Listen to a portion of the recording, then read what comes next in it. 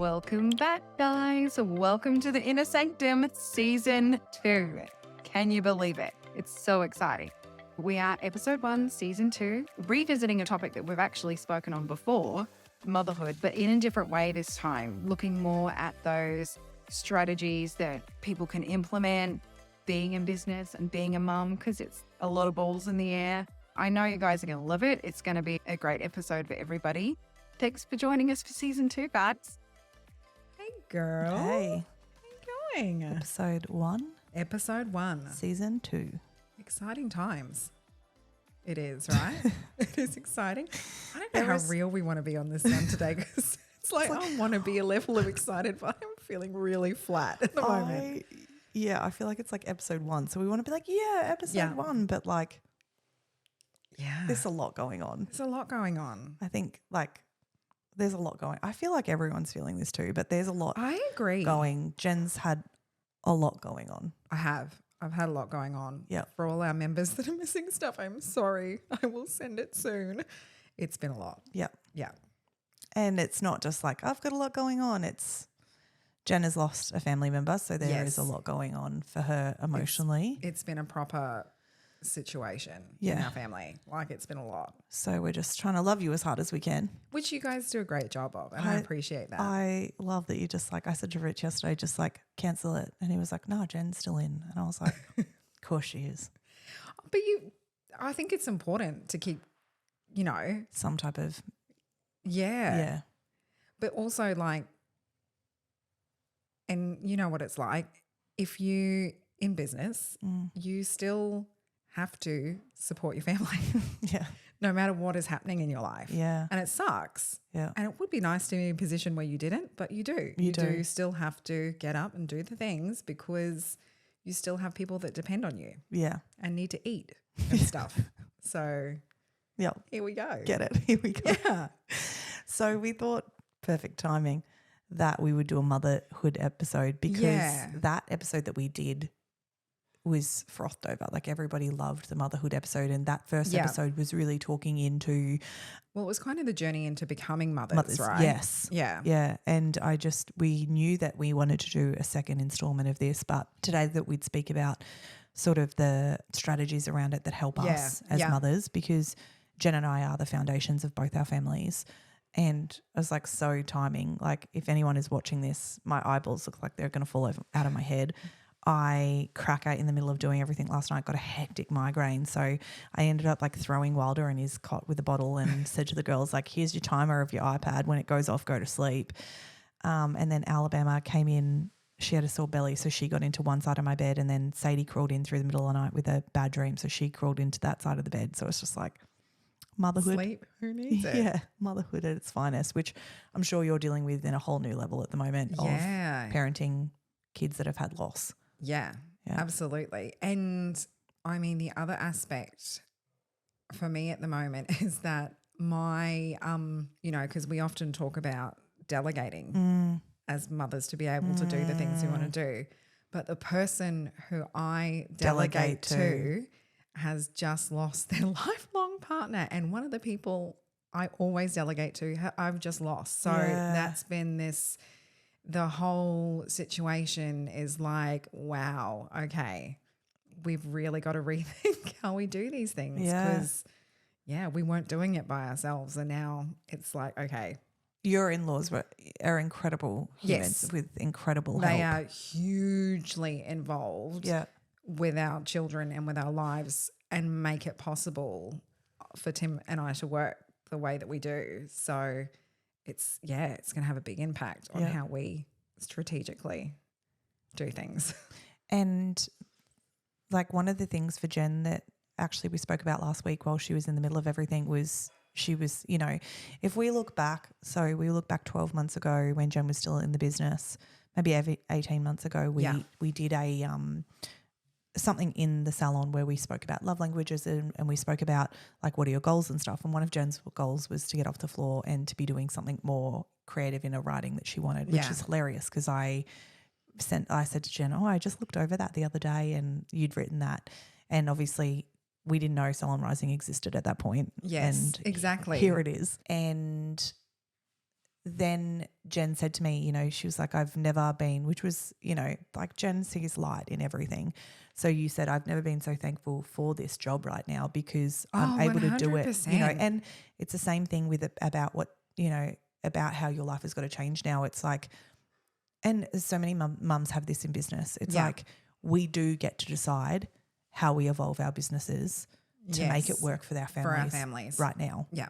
Like this doesn't have to be a, but I do things this way and I can only do things this way. It's like, what can our flexibility have within our businesses so we actually stop revolving our lives around work and start revolving our lives around our personal life. Start revolving our work life around personal. And that's something, because we've talked about that before, that's something I actually really struggled with this is the first time I haven't struggled with this, and I think it's because we've worked on this a lot. So in the past, and you have had this too, if anything goes wrong, we've found it really hard to separate our like work life and family life. So it's been like, oh, I know that my family's going through that, but work needs this right now, so I actually have to go. And I think this is the first time without any remorse or regret, I was able to be like, no, right now this is the most important thing. Yeah.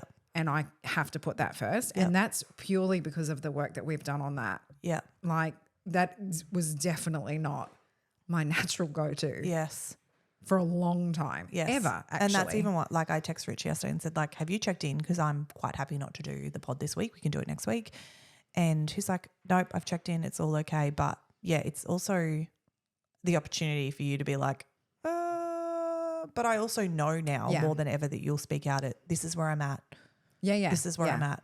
Okay, this is where I'm at. Cool. And I'm like, yep, cool, no worries. We'll just work however we need to work around it. And I feel like in terms of motherhood, that's like there's been a big flip for both of us and that kind of thing, right? And the strategies that have been put in place to try and be like, okay, I can do this. I can do this family thing, right? I can do, and it doesn't have to come last. Yes. And if you're one that puts it last, you need to reassess, because just like we say to our staff how important their balance is and that they put their families first, if we're not also doing that for ourselves, it's like a double-ended sword. Like we're not showing them that we're just as important and our families are just as important. It has to be on both sides. Yeah. Just as if your family is just as important, but you don't foster that within your team, that theirs are just as important.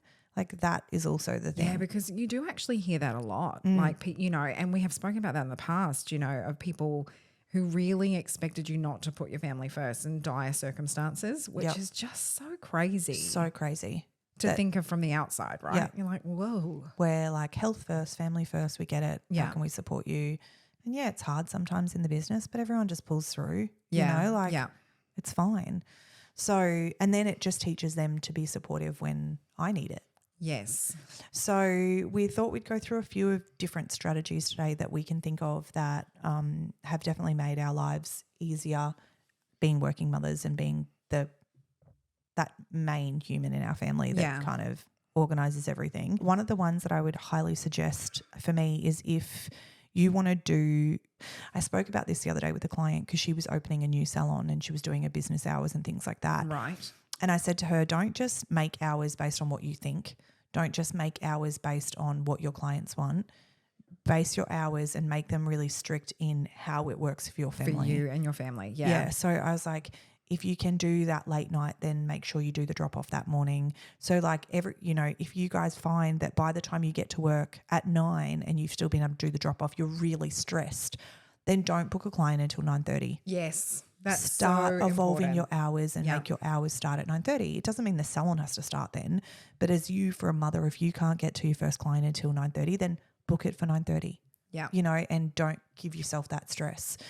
If you can potentially do an earlier morning, but you need to pick up the kids from school, make sure your last client is booked to finish at 2, not Absolutely. at 2:30. Do not cut yourself fine. It is not worth the stress of trying to get out when you've not given yourself enough time. And as much as you can, create that routine. So create, Monday, Tuesday, Wednesdays I drop the kids, but I don't have to pick them up. Or I pick the kids up but I don't have to drop them off? Or even if you have to do both, then how can you work out that one day you're a bit more flexible to do a bit more hours, but the other days it's just like, for me, even creating the flexibility in Salon Rising as well as in La Sorella has enabled me to kind of step in and still be very there for all the events, you know. It's at the beginning of the year, can you go into school and ask them when all the events are going to be? Things. And if they don't know, maybe suggest to them that for all the people that work, they maybe look into doing that a little sooner. Agreed. Because that's or just get them generally term by term basis. Yes, they know exactly. at least. So at the beginning of the term, we started a new term today. At the beginning of the term, why don't you go in and say, like, why don't you email and say, I need all the dates. Yeah. For all of the things, and the school should be able to give that to you, and then you can forward plan, okay, that day is going to be sports carnival, so I need to make sure I have that morning off. The morning or the afternoon, or I can it's just like, what ways can you fit things in to make them like work better for your family? I also think that it changes in different stages of your life. Agreed. And it's funny, I know when my kids were younger, I used to feel really bad about leaving them at after-school care. But then I realised that they didn't want to come home when school finished. They preferred being at after-school care because it meant that they got that decompression time, like that time to chill out, hang with their friends, have a little play. They got picked up a little later. The traffic wasn't bad and they really enjoyed it. But then when they got older, they didn't want to be there anymore. And you need to be there to be making sure that they're doing the homework and getting the things done and doing the sport. So because I think we ultimately always have that guilt around everything we're doing, right? Yes. But it's like, is this actually working for my family? Yes. Do I need to feel guilty about this? Yes. Probably not. Yeah. You know? I also think that if you can delegate, like, you know, delegation is so important in different areas. So if you need a cleaner, get a cleaner to help you at home. My cleaner so much. It's worth you doing an extra haircut. Like, it's worth extra. Yeah. Like, if you hate doing it, delegate a cleaner. If you need someone to help you with the kids, you can find people that can help you pick up the kids 3 afternoons a week and get them home and do the homework with them and feed them afternoon tea and give them a play and maybe get them showered or chuck dinner on. Like, I know people that do this. You guys have heard me speak about many times. I have a nanny who I keep offering her to live with me and marry me, but she doesn't take me up on it. It's really inappropriate. I tell her every day I'll give her a good life, but she's the reason why so much of my life runs the way it does, because my house is always tidy. I always feel like I can breathe. I love to cook for my family, so I make sure that I'm cooking all the time, but I couldn't do that if I was cleaning this, doing that, running that. People who don't love to cook, outsource it. Exactly right. I know some amazing people who literally just cook all the meals for families and stuff that are busy, you know, and you can get proper home cooked, amazing, beautiful meals. Yeah. Just do shit to make your life easier. Honestly, I'm going to shameless plug here because it's not my business, but get a fucking Thermomix. Oh my gosh, I know. Right? I'm sorry. My sister sells them. Tiffany Jane creates. She's amazing. But honestly, get yourself a Thermomix. It's just so easy. I was in her house yesterday and she has 2. And we need 2 now? She has 2. No, I'm not going to get 2, but I'd like 2. She has 2 because she has a white one, she has a black one. And I was like, who needs this many Thermomixes? Like, this is stupid. And then I got home yesterday afternoon and I made sourdough, I made chocolate chip cookies, I made Vegemite scrolls, and I also made something else. And I was like, fuck, I need 2 Thermomixes. Like, or at least 2 bowls. Do you have 2 bowls? I have 2 bowls. I still needed more. Oh, wow. But things like that, which sound so dumb that people I wouldn't spend the money on, like, spend the money on stuff that actually allows you more space to do other things. For sure. Like, and, you know, the certain things that I have in place, like my incredible nanny, which again, not everyone can afford. I get that. And not everybody needs a nanny. Like, you don't need a nanny. No. I need a nanny. Yeah. I have young kids and work. Like, people ask me always, how do I do what I do? Yeah.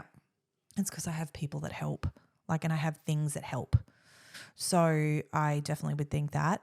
I think one of the other really important things that I can say is put boundaries in with your team. Talk about boundaries with your team for them and for you. It's not like I'm putting these boundaries in and no one can contact me and this. No, it's in a really loving way. Like, when my team know my boundaries, it's because it literally is to support me being a mum. So, you know, come 3:00 in the afternoon, they know, like, I'm off don't contact me unless it's burning down. Like, Yeah. no more from the afternoon. You guys are good. I've checked in. You're fine. I'm done.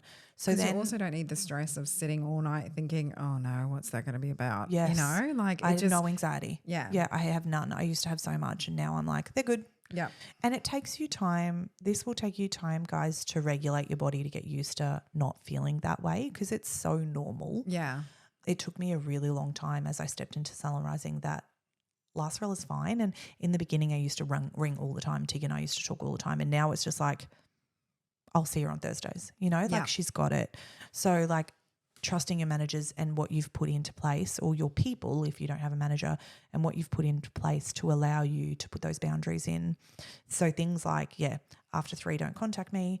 I think it's really important, especially if you don't have a manager and you have staff, if you be really strict with your team that if you are unwell and you know the night before, please tell me the night before. Yeah. Because, you know, create like being able to fix the book the night before. Makes it so much easier. Like if I had to do it as well as getting 3 kids ready and in the mornings, like I become the most ragey mad mother in the world because it's not their fault, but I'm putting it all on them because I'm so stressed trying to get the book sorted. So if you don't have a manager that can sort this, and I'm very lucky that my manager, you know, she's already really hectic in the mornings, but she doesn't have kids, so she's generally really over it, and she needs to text me, she does. And she likes getting up early. Like it's working. It's everyone's playing to their strength, right? Yeah, it would probably, but she even still says like, if you know tonight, please let me know tonight. Yeah. So last week we had one of our staff was off and she texted in the morning, and then Teague was in a bit of a flap, but I was free that morning. So she texted and said, I'm on my way to Pilates, but this is sorted. And I was in that day. So I was like, oh, it's fine. I can sort it now. So I sorted it. And then by Tegan got there, she could go to Pilates and have her time, and then I sorted it. Yeah. But we pretty much said to her that night, you need to know, let us know. At 3, we text her, and if you're not going to be well tomorrow, we need to know tonight. Yeah. And Tegan texted me before I left the salon, and I was able to move everything, and everything was done. Like, whereas and if then you get go to that sleep in the morning, and you have a people. Yeah. It's like. So, you know, saying to your team, the importance if you think you're going to be unwell of letting me know the night before is huge. Yeah. Because, you know, you guys know I'm not an early riser. I don't like being up early. So if I'm up by like 6:37 and then I have to deal with something like that, generally it blows my morning.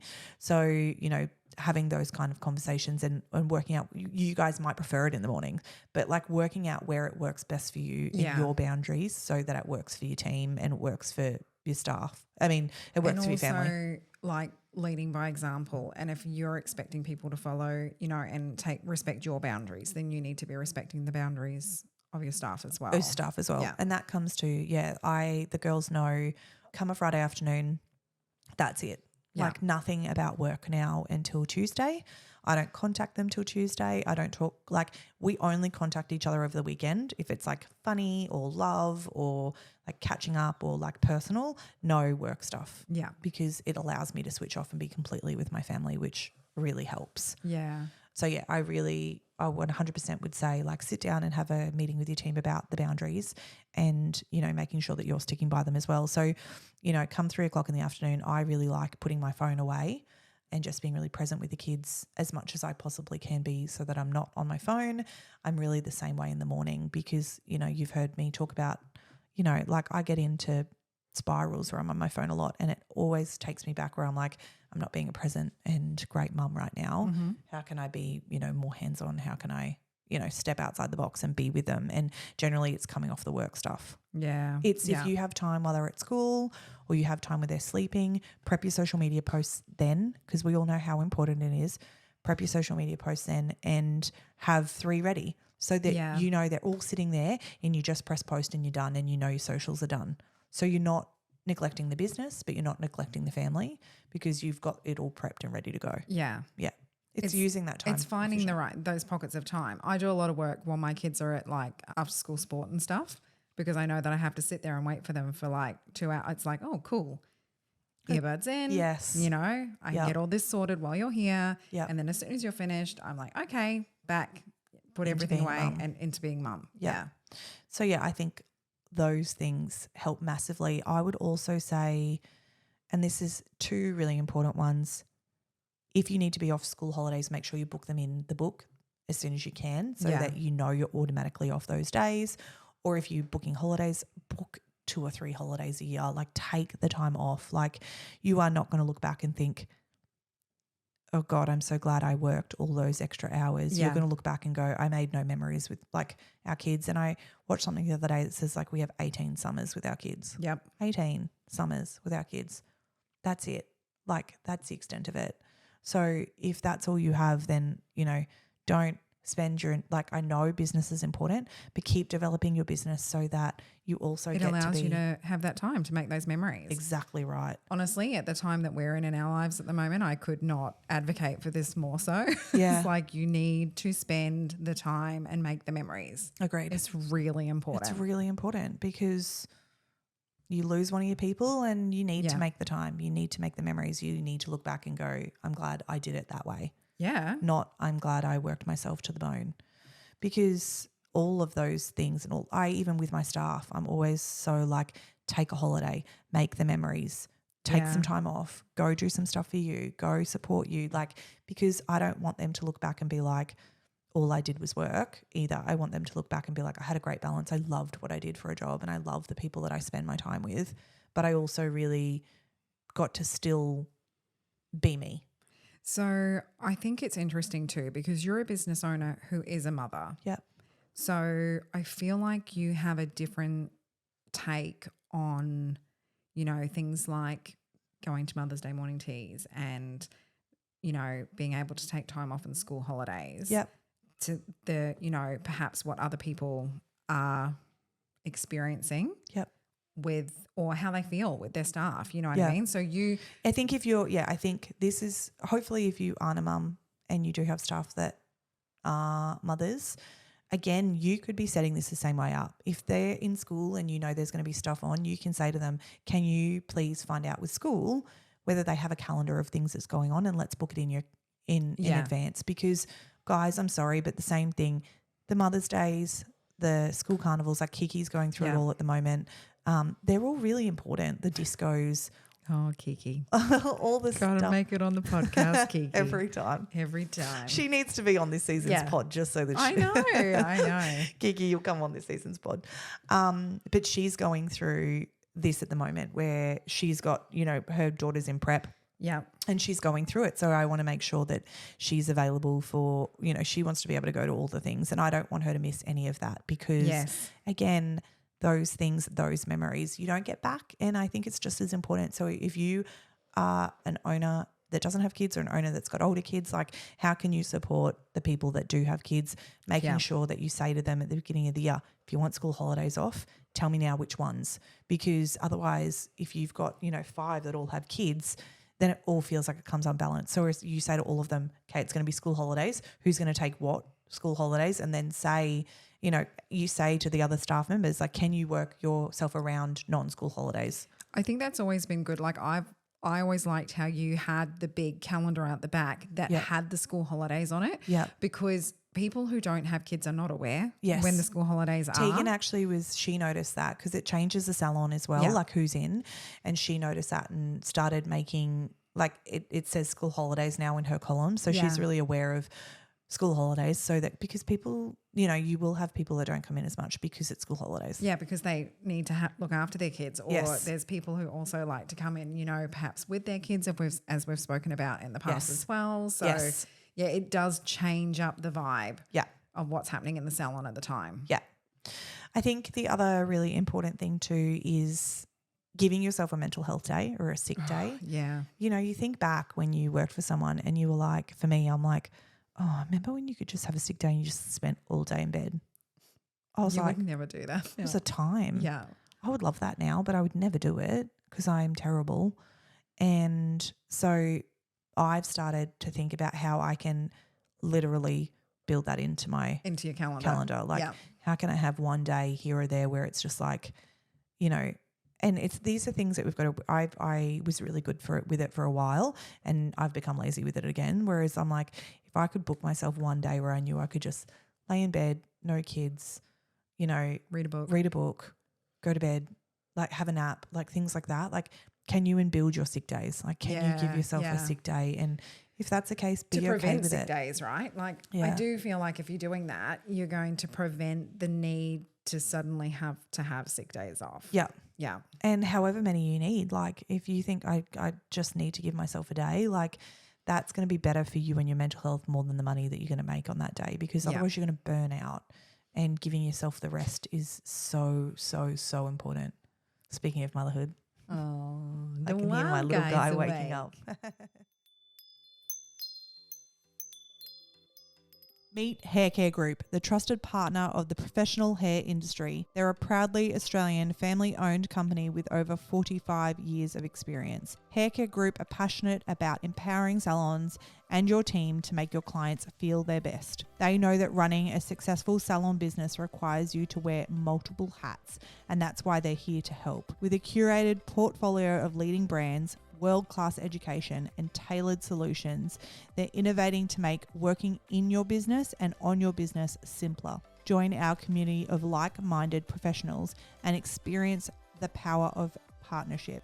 I can honestly say, hand on heart, that this company has transformed my business and the way that I do business. I strongly suggest for anybody who is looking at a new hair brand to get in touch with this incredible company.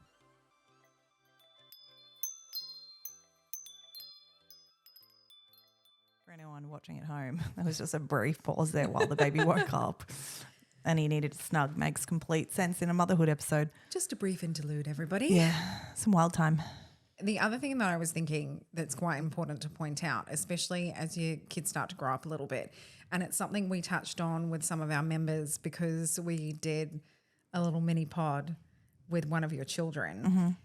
I think it's really important to be having the conversations with your kids. Mm-hmm. Because we get in our head what we think they want from us and how they view us.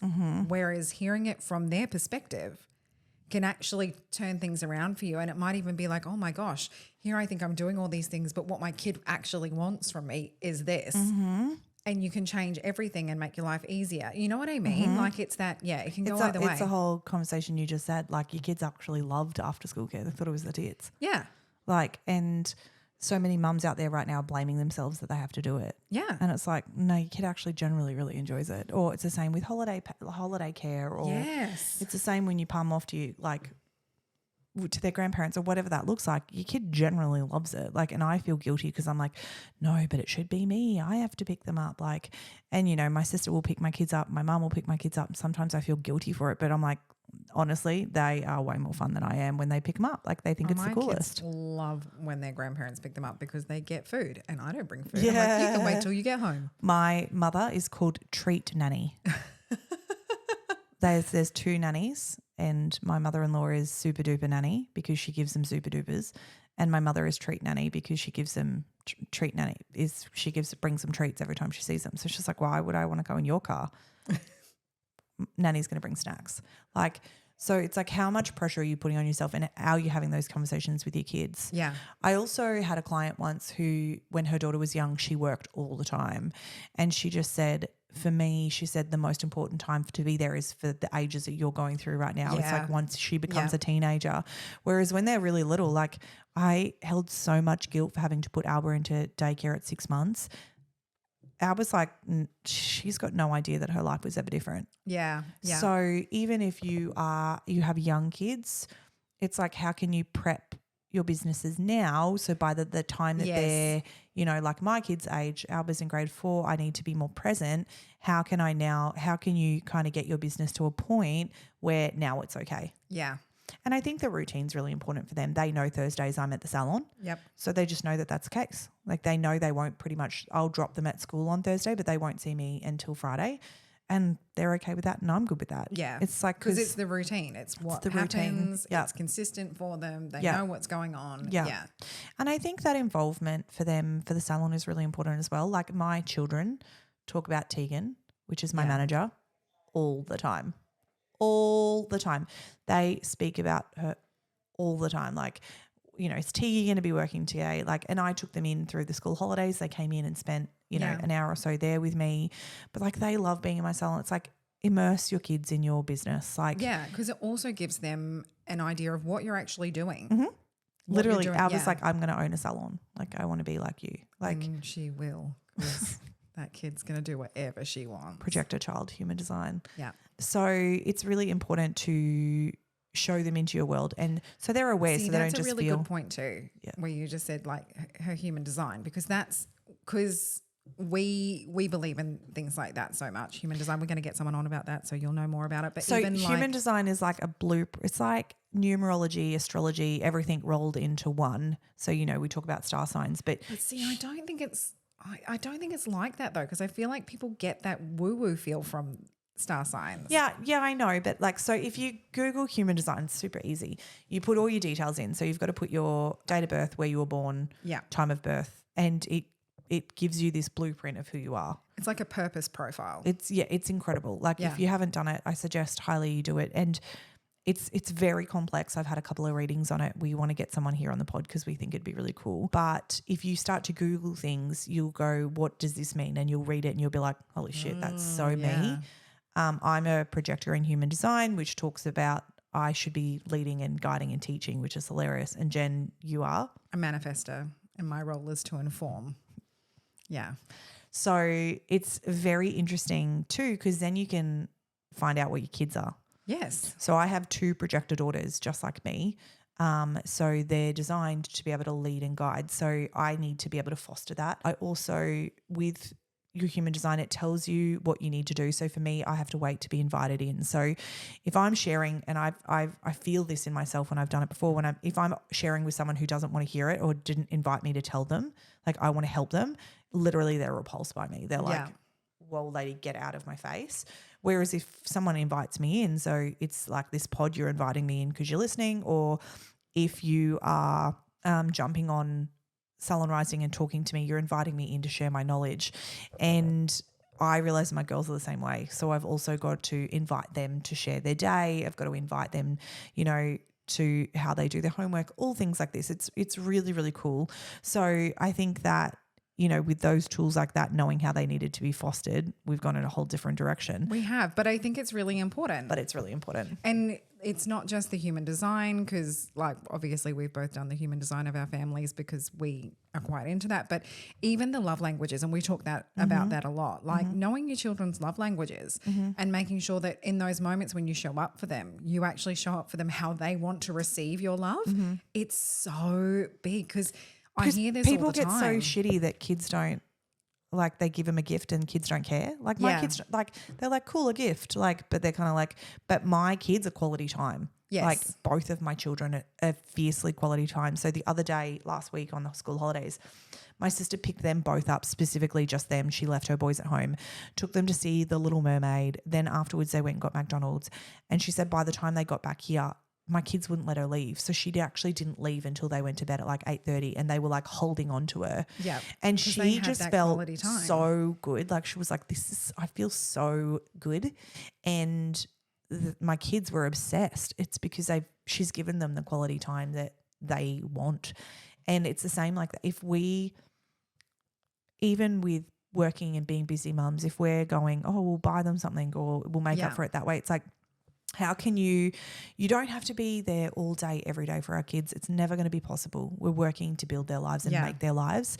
I have been educating my eldest, Alabama, who's 9, on lots of different things at the moment. So this morning, at the moment, she's interested about mortgages. I don't know why, but I think because our next door neighbour's selling and they say they want to be mortgage free. Right. So she's talking about mortgages at the moment. So she's like, Mum, do we have a mortgage? I'm like, yes. And she's like, how much is it? And she's like, how much does it cost you a week? I'm like, oh, it's $9.50 a week. And she's like, that's nearly $1,000, Mum. And I'm like, I know, boo. And she's like, wow. So like I'm even educating, like I'm like, do you understand now why Mum has to work hard? Yeah. Like I'm working hard to make sure that we're always supported, not always necessarily hard, because I don't want to build that you have to work hard for money. Yeah. Like, and we talk about this in Rising Finances, the importance of those things that we tell our kids, like I don't want to tell them that money's a struggle or that money's hard to come by or I have to work really hard to make it. And, like I don't want to repeat all of this to them because I don't want them to grow up with all this money issues, which we all grew up But with. you also don't want them going into things blind, right? And Yes.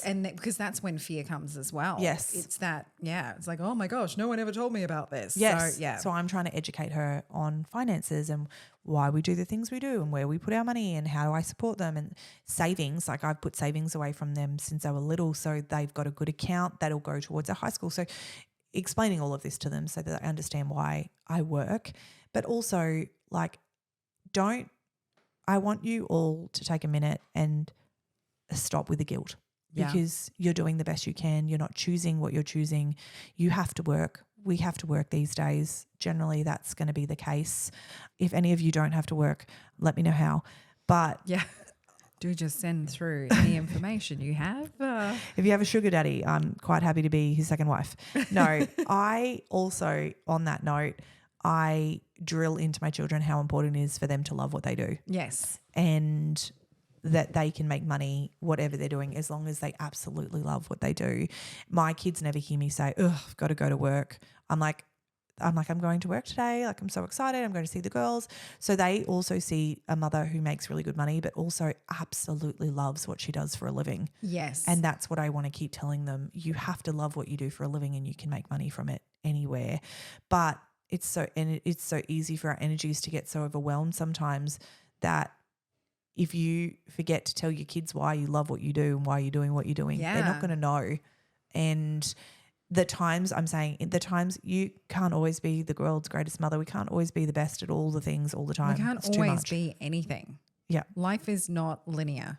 Yes. We can't always be anything. Yeah. Things are always moving and changing. We can only be the best that we can be at the time. Say that again. I don't know that I can. No, the last bit. We can only be the best that we can be at that any given time. Full stop.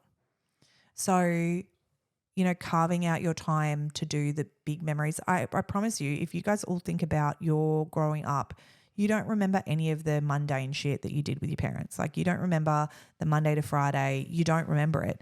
You remember the holidays. You remember the trips, like on the weekend just being, my sister lives 4 minutes from my house, right? And I packed us all up and went to her house for 3 days. Like, she lives 4 minutes away. But our kids had the best time ever. Like, and, like they both slept with their cousins, and I stayed down, like they've got a spare room. So I stayed downstairs with Wild, and we just like woke up together. I was like, let's go to the market. So we went to the markets. We just hung out, and they went to the movie. I went out for dinner with my team one night, and they looked after the kids. And then the next night they went out for dinner, and I had all the kids, and like making moments. We made dessert pizzas together, and we watched a movie together. Yeah. And, the next morning we got up, they were all playing outside. It's just like, they're the moments they're going to remember. Yeah. It doesn't have to be anything extravagant. But they're the moments they're going to remember, not the 9 to 5, Monday to Friday grind to get everything done. It's like, stop putting so much pressure on yourself. If you're not there 30 hours a week, your kids are going to be fine. Like, but use the times that you have with them to make sure you're fostering that. Yeah. I see it so much, and I'm just not about this whole, we talk about outsourcing, but I think that so often mothers especially think that they have to do it all, and you have quite capable children too. Yeah. You know what I mean? Yep. It's like, okay, well, we're all in this together. Yeah. We're all part of a team. Like, I'm really, really big on this. It's like, I'm not like sitting here like, I don't really feel like doing that. It's like, no, we're all going to do the washing. Yeah. We're all going to keep on top of this because we all live here. Yes. And yes, we still have a cleaner. And yes, we still have people that support us for things. But also, give your kids some responsibility. Yeah. Because it empowers them to feel like they are capable of doing things as well. By not allowing them to do it, we're also then saying to them, well, we don't think you can. Yeah. You know what I mean? Yeah. And then you're crazy because you're like, I'm exhausted. Yes. And I still have to do this. And they're like sitting there like, why is my mum being such a psycho? Yeah. And your energy is terrible. So my girls, you guys have heard me talk about before, my girls have a chart. Yeah. So they have a chart that I sat down with them. I didn't just print a chart out or get online. I literally sat down and drew it with them, and it has their morning routine on it. So it's like, get dressed, have breakfast, brush your teeth, pack your bag, tidy your room up, all the things on there. And I print out little pictures and stuff. They think it's the tits. But even this morning, like the first thing Sadie woke up was like, I want to do my chart. And I was like, cool, because we've been on school holidays. Yeah. But it just means that she feels really capable and really in charge of her. And she was so excited because this morning she was like, Mum, my teacher keeps asking me over and over again to find my books. And this morning she found them. And she just felt like I was like, I'm not finding them for her. Yeah. Like, it's not my job. And she felt like this such sense of achievement. But so often, guys, we pile shit on ourselves almost to make ourselves the martyr. And I do it too. Like, I got to do all this myself. It's like our kids are really capable. Yeah. Our kids are really capable and they're really helpful. I see that even more so with my nephews. My nephews are incredible boys. And, you know, they're so helpful. They're like, you're on bins, you're on this, you're on that. And it's like, how else do we develop? You know, we talk about how we want to develop this age of men who are super involved and super helpful and like super equal. Like if we don't start doing that with our own sons, it's not going to happen. Exactly. So it's really cool that as you said, that we make sure that we really help our kids. Last night I was saying, which is why I feel like hit in the face today. Last night I got a really bad migraine and the kids, I said to the girls, like they showered Wilder for me and then I got him dressed and gave him a bottle and put him to bed. And I said to the girls, your timers are on. They will go off at 7:10, at which point you have to turn your lights off and go to bed because Mum has to lie down. Like I am being hit by a bus. Like I have to go to sleep. I can't see. And they both just did it. But it's in those times of crisis, you're grateful that you've laid that foundation. Yeah. I know in the weeks that we had leading up to the loss in our family that we've just had, it was the fact that we could call the kids and just be like, you need to sort dinner. Yeah. Like we can't do it. And you get home, it's like, okay, this child hung that washing out. This kid walked the dog. This one's got dinner on. Like and they everyone's feel got they would have felt so good that they could do something. Yeah. Yeah. Like honestly, our kids step up when you need our kids to step up. Yeah, exactly. Yeah. And we can allow them to do that. Mm-hmm. You know, like it you allow them to do that, they prove how far they've come and how far they've grown. Yeah. And being very thankful. Like you guys are crushing it. Good job. Yeah. So it's, you know, taking a little bit of that martyr off and getting them to do the things that they know that they can do and them getting a real sense of achievement. Yeah. Set the groundwork, you know, make sure there's a chart there for when they're little like mine. Yeah. You know, make sure like because as they get older, Jen can now do what she's doing. Yeah. Things like get HelloFresh and let them cook. HelloFresh is such a game changer for teaching your kids to cook. Yeah. It's so good. Yeah. Mine are obsessed with the Thermomix. So they'll say to me, what can I cook, Mum? And I'm like, all right, let's look it up. And I send it to the Thermomix and then they will sit and then they can sit and follow the guided instructions. And they love it. They love it. And it's like they feel such a sense of achievement. I'm teaching them how to create things and then when they sit down and eat it, they love it. Skills, right? Yes. Like you need these skills in your life. Yeah. Alba's learning right now long division. And you're wondering when that skill's going to come into her life? What the fuck? That's what she's got a phone for, She's right? like, Mum, I'm doing long division. And I look at it and I'm like, you have to like subtract, multiply, divide, fucking do the hokey pokey. It's ridiculous. And it's like, no, this is so dumb. And I know that they have to learn it, but why? Why? Why not teach them more cooking skills? I can elaborate on the why if you would like. No one needs to know long division, Jen. It's not that. It's developing the skill to learn a skill. That's what they're trying to teach them, or should be. I feel like that's not the case with long division because no one needs to know it. I know. I cannot tell you at 36 how to do long division. It's like, oh, I'm just so glad I learned that skill for all the long division I do in life. So much I do so much long division. I I understand needing to know times tables. Also, guys, great tip for your kids learning times tables. If you Google it, it'll come up with songs. So like there's a song for the 3 times tables for Megan Trainor. So Alabama came to see me and said like, I hate times tables. I don't do them, blah, blah, blah. And the way I learn is through dumb shit like songs. And I was like, I'm going to do this for her because she's a projector like me. And yeah, I Googled it and found songs for the times tables, literally to different fun songs. So the other day I was cracking up because Alba's in grade 4, Sadie's in grade 1. And Sadie was singing, it's Megan Trainor's song, and Sadie was singing the 3 times tables completely. like knew it off by heart because she was singing the Meghan Trainor song. And she was just like 1 6 is like 1 3 is 3, 2 3s are 6, 3 3s are 9. And I was like, oh my God, my kid's going to be my grade 1 is going to be a prodigy on her fucking times tables because there's a song.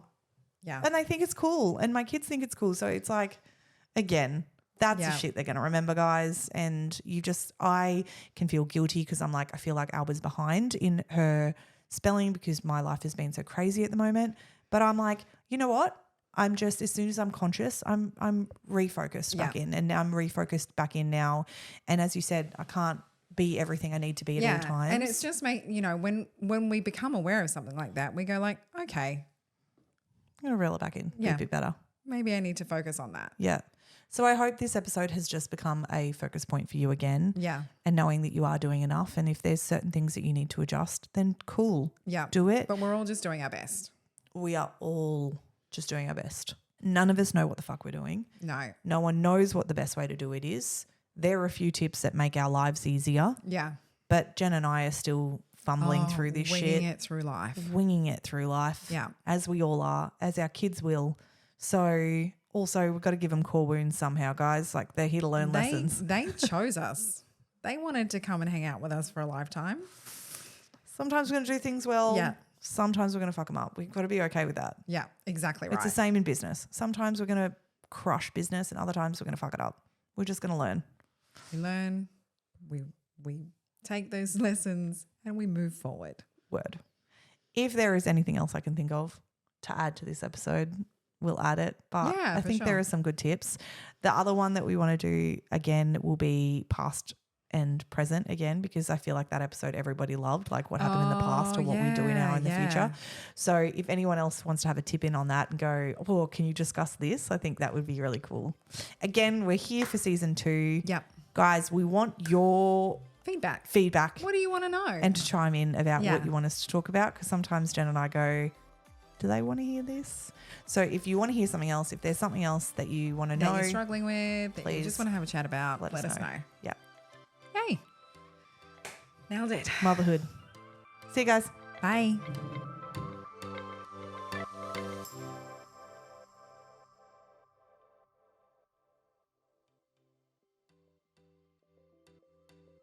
Haircare Group is the trusted partner of the professional hair industry, a proudly Australian family-owned company with over 45 years in business, founded by a hairdresser for hairdressers. Haircare Group are passionate about the industry, partnering with salons to provide tailored solutions that empower you and your team to make your clients feel their very best. For Haircare Group, it's more than hair.